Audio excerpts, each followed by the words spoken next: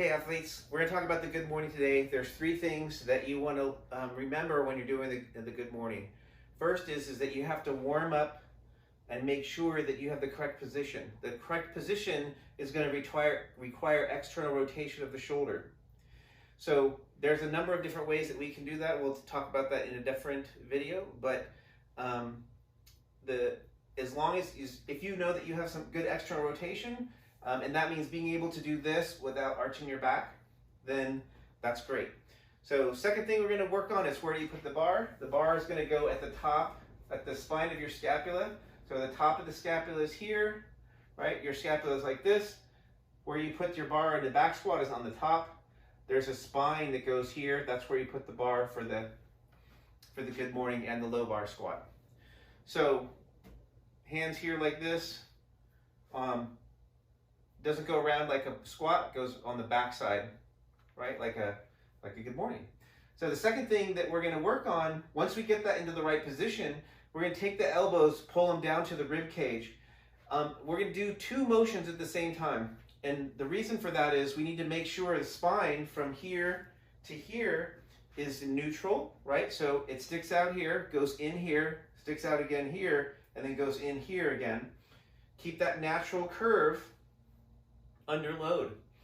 And what we're going to do that is two things. Take this bone right here, pull it up to the rib cage, take the rib cage, pull it down to that top hip bone. You're going to get yourself set in that position. Then you're going to pull with your elbows down. That will get all this musculature back here to get nice and connected and activated, for lack of a better word. And that will protect your spine.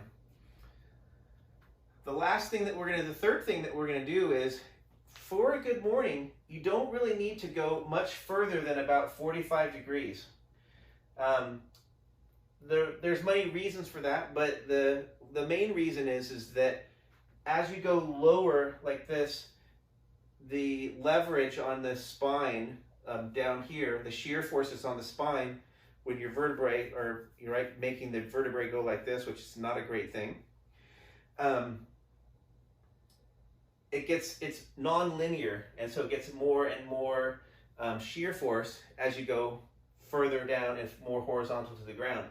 So we don't really need to, because of the exercise, most of the exercise we're doing, you don't go over more than 45 degrees, then we don't need to do that. There are many other exercises that have this nice full range of motion, and we can do that. But for this exercise, it's not necessary. So here we go. Hands like this in the bar, put it onto the spine, get our core, our trunk organized.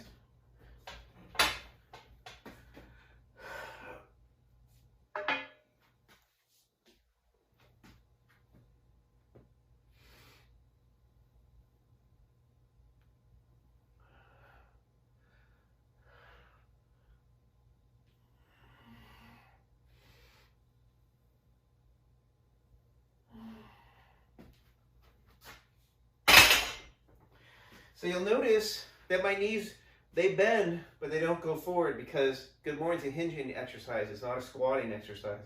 It's a hinging exercise. So three things. Make sure you have enough shoulder mobility, external rotation in particular. We'll show that in a different video. Second thing, barbell goes on the spine of the scapula. Set that onto the spine on the scapula by connecting this top hip bone right here to the bottom of the rib cage, and then getting these muscles active by pulling the elbows down to the hips. And finally, it's not necessary to go any deeper than about 45 degrees. All right, thanks for listening. See you later.